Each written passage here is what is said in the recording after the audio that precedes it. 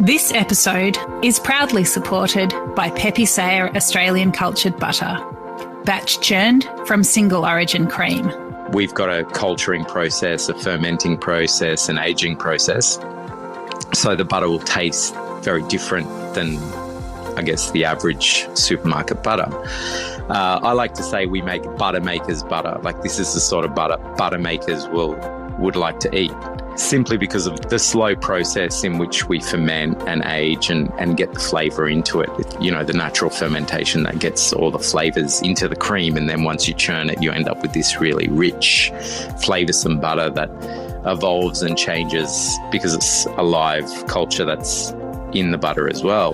For more information, go to pepysaya.com.au. The company makes vinegar, and that's wonderful, and we're passionate about it, but we're passionate about life and making our lives better. And that is giving people opportunity. Everyone who works for me is on a journey, and I'm privileged to be on that journey with them. This is The Producers. I'm Dani Valent. What makes someone go into vinegar production? And what keeps them in love with their business every single day? Today on The Producers, we talk to Ian Henderson, owner of Australian Vinegar, which also makes the artisan Lirah brand. Ian shares his extraordinary foundation story and the values that power his business. Yeah, hi, my name's Ian Henderson. I'm the owner, founder and the principal vinegar maker at Australian Vinegar. I started making vinegar 15 years ago now.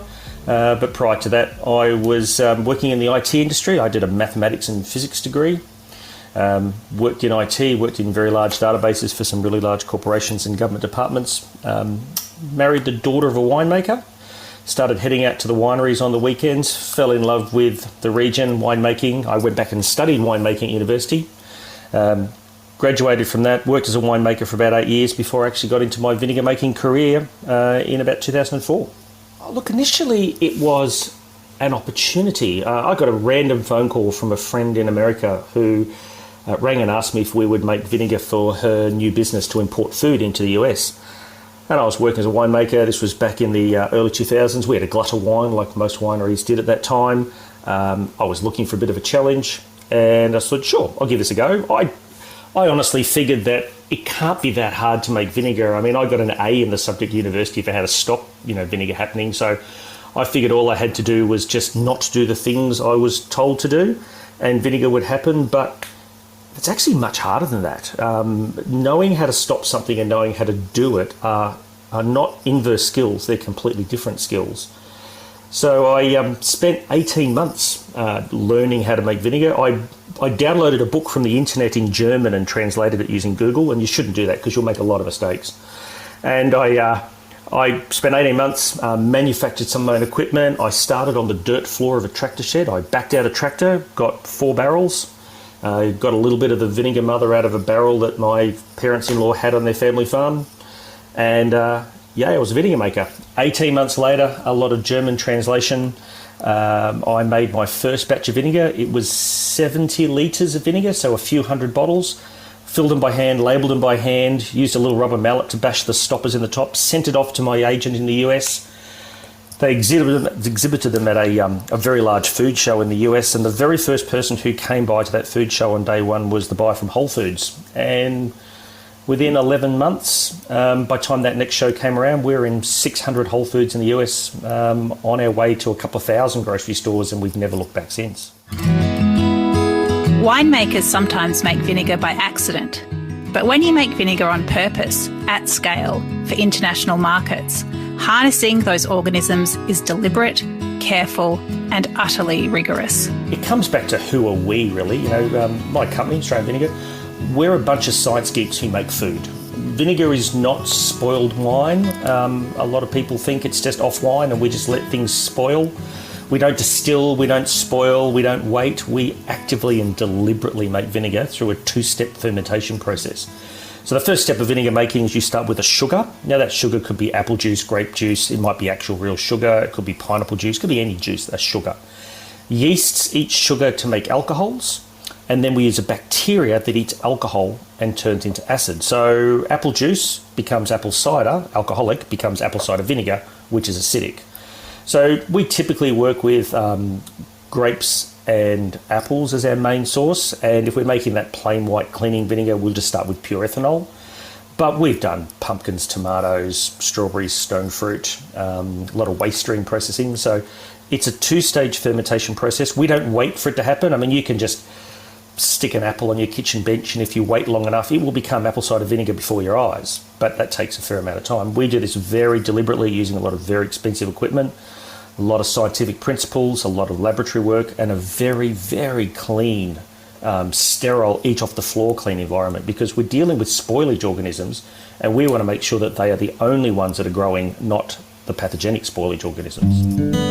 Lirah sounds lyrical, but there's a very personal story behind it. How did the company get its name?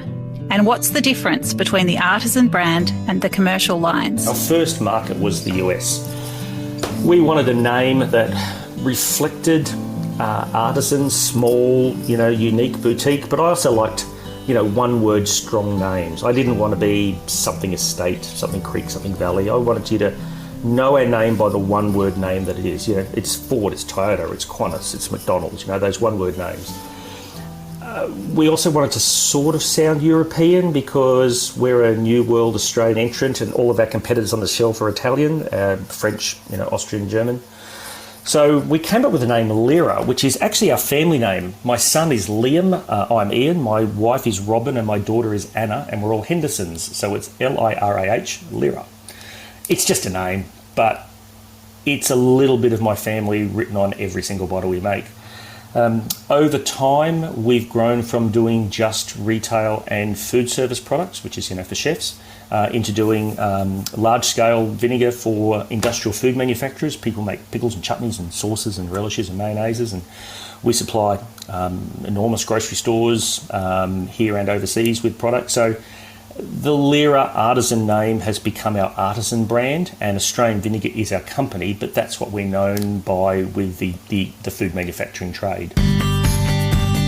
The Queensland location of the company has benefits for the business in terms of logistics and access to materials and markets, but also for the lifestyles of the people who work here. We're located in Stanthorpe, which is 2.5 hours drive southwest of Brisbane, pretty much on the New South Wales border, directly inland from Byron Bay, but up in the mountains. So we're at about 1,000 metres altitude. It's cold.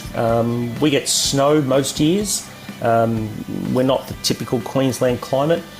We like being out here for a couple of reasons. Logistically, freight-wise, there's 3 highways that leave our town. One goes to Sydney, one goes to Brisbane, one goes to Melbourne. So you can drive to any of those capital cities without having to route through another one. So logistically, it's a great place to be.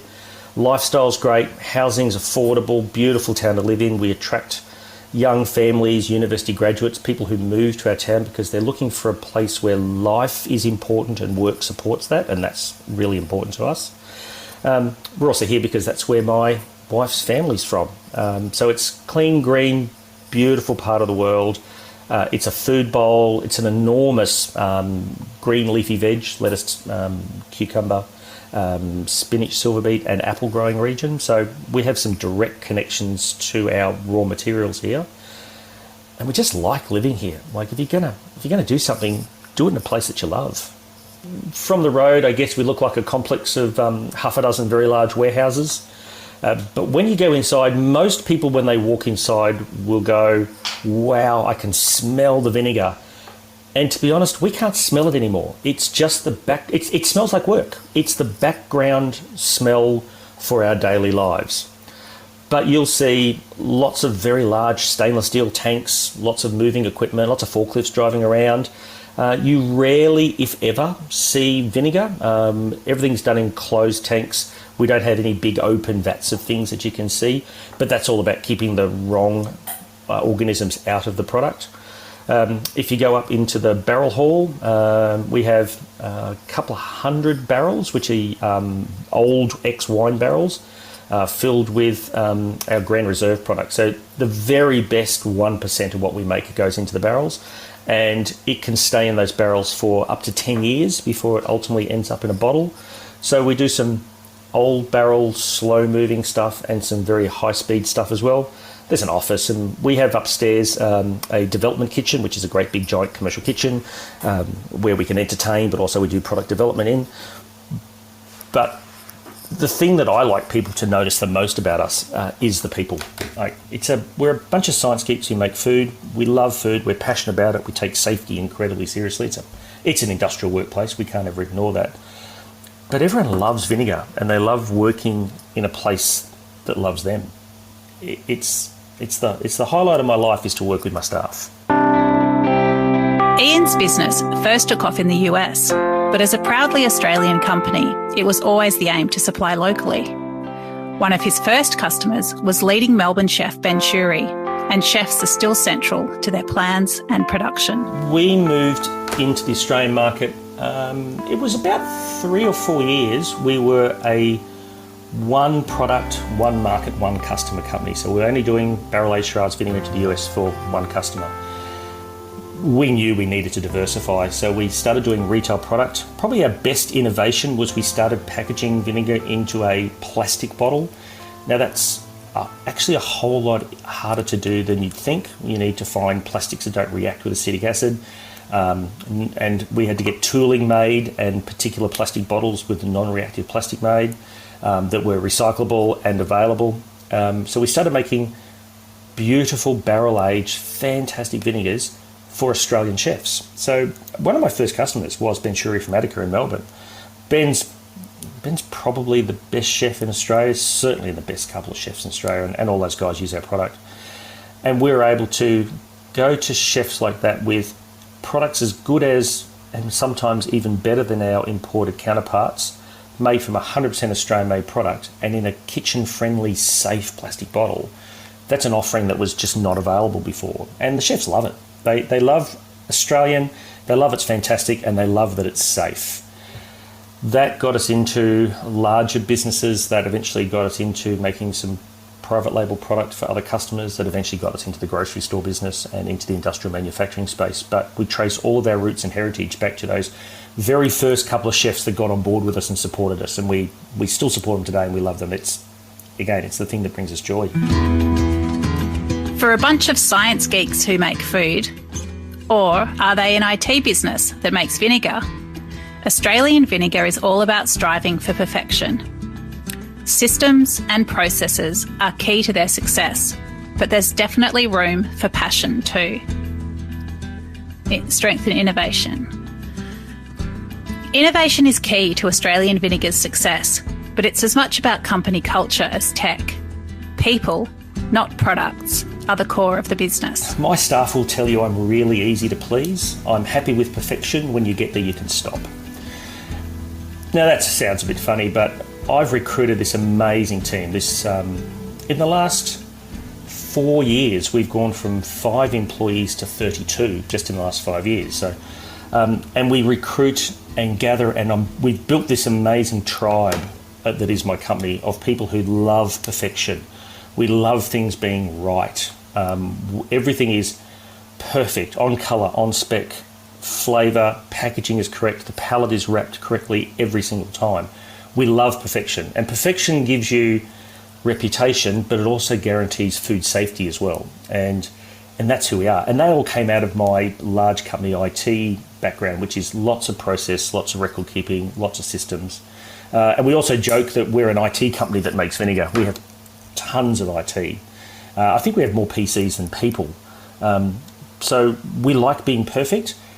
But that said, we're also Jekyll and Hyde people as well. We'll do large amounts of something for an industrial customer, and then we'll flip over in the afternoon and there'll be the 5 vinegar makers all gathered around the lab bench smelling and tasting our 7-year barrel-aged Grand Reserve Chardonnay, and we are fussing over it and trimming it and changing it and getting it just perfect, and we're looking to bottle 300 litres of it, like one barrel.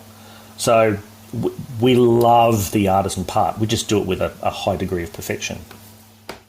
We never get the same batch of wine or the same batch of apples twice. It's always different. Yet we have to deliver out to the customers exactly perfect on-spec product every single time. And so for us, the art is landing at the same point every time from a different starting point. And when I was working in wine, I had to land at the best place I could get from a different starting point every time. I don't think either of those skills is more difficult. It's just a different mindset to what we do. Is making sure that we're never the hero of the dish. That's probably the bad side of being a vinegar maker. We're the drummer at the back of the band. We never get to be the front man. No one ever talks about how wonderful that vinegar was in that dish. It's always the oyster or the lamb or maybe the vegetables that's the hero. But vinegar is a really powerful ingredient. It has the ability to substantially change the end result of the food you're cooking simply because it's acidic. That's why you use it. So if you're using a really powerful ingredient, it better be perfect every time so that the hero, the oyster or the lamb, can shine. That's our job. Innovation is key to Australian Vinegar's success, but it's as much about company culture as tech. People, not products, are the core of the business. The biggest strength of our company is our innovation, but really, like any business, it's our people. So we go to great lengths to maintain the culture. Like my staff is my family. I care about people who care about me, and we engage deeply with our staff. So we make sure everyone matches their life and their work together. So we do lots of things like everybody gets free staff lunch on a Wednesday. We call it Comfort Food Wednesday. So everyone gets lunch on a Wednesday. That's the good news. The bad news is every 25 weeks or so, it's your turn to cook for everybody. So everybody cooks for everybody at least twice a year. It's a chance to show we care. It's a chance to show that we are great cooks. And also it's an appreciation of some of the challenges our customers have of catering for large people. So Comfort Food Wednesday is a tradition. We do 3 Christmas parties a year. Everyone gets a cake on their birthday, but we draw from the hat who will make each other's cake every year. So everyone makes a cake and gets a cake. We have our own in-language, have our own traditions. We have our own celebration. We have kids in the workplace all the time. During school pickup time, there's kids sitting around. We have desks allocated for kids to do homework. During COVID, we actually allocated the back half of the office. We set up a school in the back half of the office. So while kids couldn't go to school, they were coming to our work, and we set up a school yard, and we made sure they had lunch every day. And so we ran school in the workplace for 6 months. There is always ice creams in the fridge. So there is free ice creams in the fridge all the time. And for the month of December, we get the traditional Santa lolly bowl out. And we promise that the lolly bowl will not go empty during December. But my staff are really stretching the lolly budget this year. It's so that's the people we are. We care about each other, and it comes through in the product. The care for each other comes through in the product. Australians use a lot less vinegar than other nationalities, so there's plenty of scope to grow. What qualities can vinegar bring to a dish, and how can it release new aromas and flavours? Australians know vinegar. They know they can put it on a salad, but they don't realise the other places they can use it. Australian consumption in vinegar is somewhere around the 1.8 to 2 litres per person per year, and in Europe it's like 12 litres per person per year. So we clearly have a lot of room to grow. Any qualified French chef will tell you there's only 4 ingredients to every dish. There's a sugar, a salt, an acid, and a fat. That's it. There's only 4 ingredients. Sugars is the sexy part of food. It's what you taste. We love that it sits on your tongue and it gives you flavour. The oils, the fats, is what holds flavour in your mouth. You can't spit oil out. There must be an oil of some sort, and that oil could be the pork chop. Has the fattiness to it. There's always a salt. Salt does some really clever electrochemistry that actually changes and modifies food. If you put salt on a steak, it doesn't taste like salt. It makes the steak taste different. And vinegar, by acidifying food, releases new aromas and flavours. So, and if any one of those dishes sticks out, then you've done it wrong. It's about balance. There should be sugar, salt, acid and fat in perfect harmony. That's why you put a knob of butter on the top of your risotto. The risotto needs oil. It needs something to hold it in your mouth. So teaching people to cook with 4 ingredients, sugar, salt, acid, fat, is one of my passions for cooking. Now, it doesn't have to be vinegar. It could be the capers you're using, it could be a splash of wine or verjuice, or it could be a squeeze of lemon juice. But you need to put acid in every dish, at least just a little bit. It's about balance. And if you can taste the vinegar, you've used too much. But it needs to be there. Ian Henderson makes dozens of vinegars, and there are always more on the go. But does he have a favourite? And how does he love to use it? My childhood love is still my Grand Reserve barrel-aged Chardonnay vinegar. There is nothing in that product that didn't grow on a grapevine in Australia. We took grapes and we used juice from the grapes, wine from the grapes, and we spent 10 years in a Chardonnay barrel and turned it into the product. It's the epitome of an amazing product made with just one ingredient, and that's Australian Chardonnay. That's the stuff I love making. It's one of those products where less is more. It's 2 drops on an oyster. Makes an amazing difference to the oyster. Not so much that you've pickled the oyster, but just enough to get that beautiful salty oyster acid balance right. It's a few drops on the top of your green beans with a bit of butter on it when it comes out of the steamer. It's a couple of drops in your mashed potato. It's a couple of drops on your fish instead of a lemon juice. That's where it really comes into its own. You get that acid, you get the chemistry that makes the food smell and taste different, but you get this beautiful, genuine, fruit of the vine Chardonnay character. That's my favourite. It was a Churchill scholarship that enabled Ian to undertake further study in Europe and then bring specialist knowledge back to Australia. I was incredibly lucky in 2006 to win a Winston Churchill Memorial Fellowship, so I'm a Churchill Fellow, and there's only about 3,000 Churchill Fellows in Australia. And that was a scholarship that enabled me to go to Europe.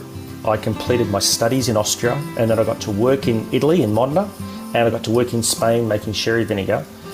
And it enabled me to go overseas to learn something that I couldn't learn here and bring that knowledge back and make Australian better.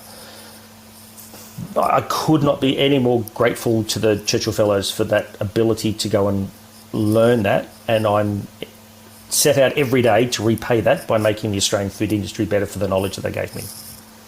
I had the opportunity when I was working there. I worked at the House of Giuliani, and I was invited to taste the 350-year-old balsamic out of the barrel. And if I close my eyes, I can still imagine what it tasted like. I couldn't believe that 350-year-old product was so intensely fruity. You would think 300-year-old anything would be brown leather, nutty. This was fruit compressed over time. It was incredible. I am trying to recreate it, but I don't have 350 years to do so. But I'm 15 years into my traditional balsamic making process.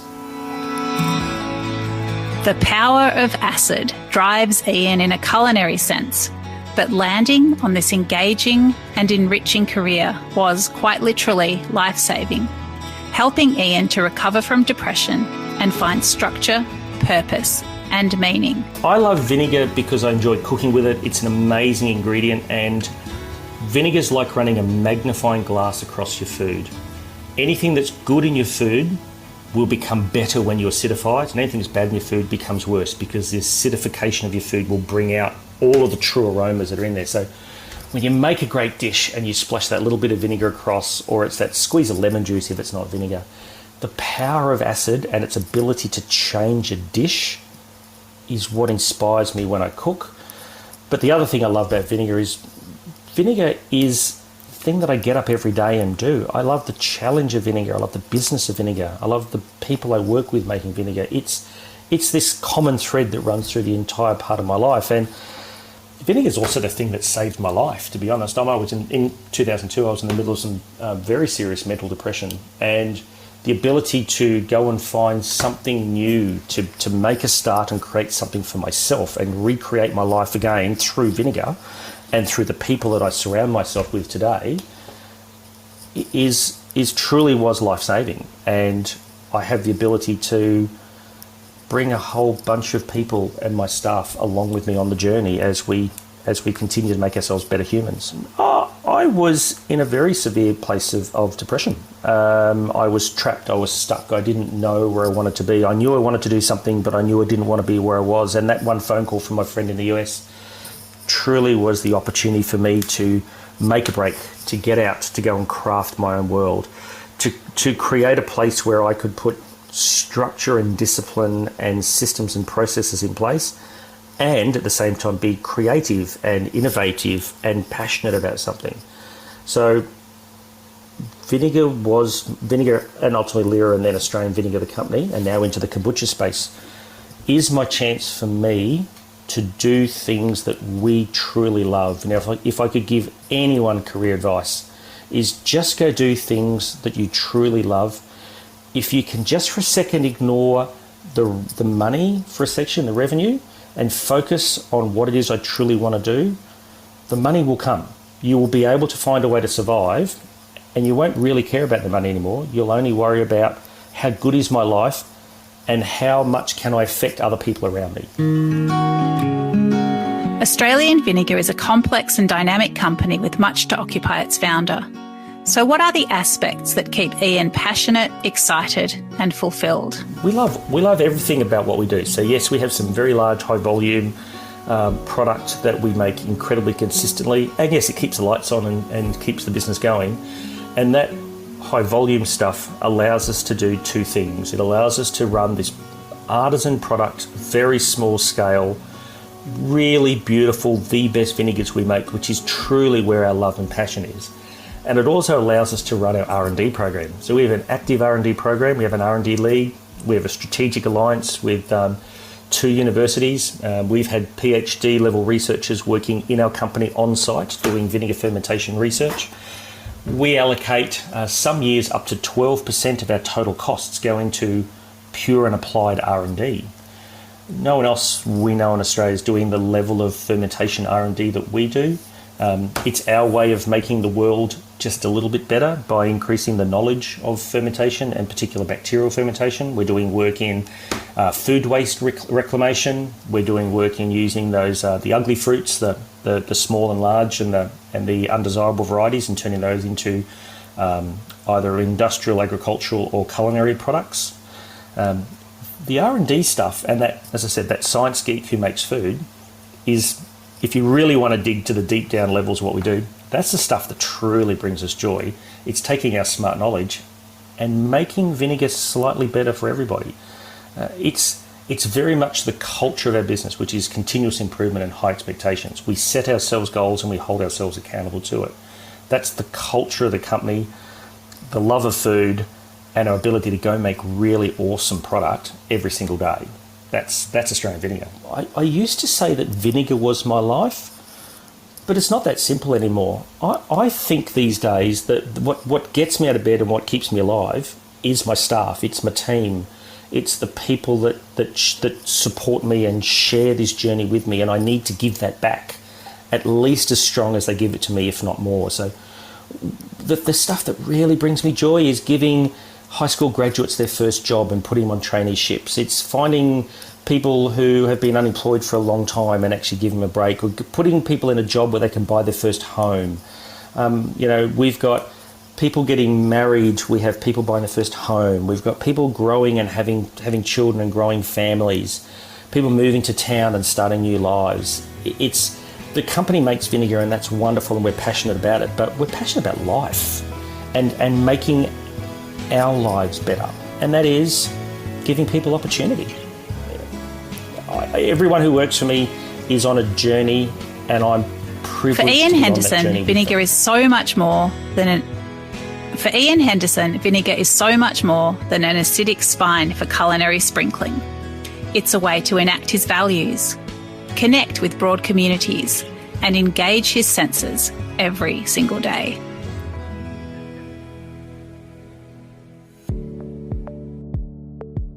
This is The Producers, a Deep in the Weeds production. I'm Dani Valent. Stay tuned as we talk to some of Australia's best farmers, makers and growers. Follow us on Instagram at Producers Podcast or contact us via deepintheweeds.com.au.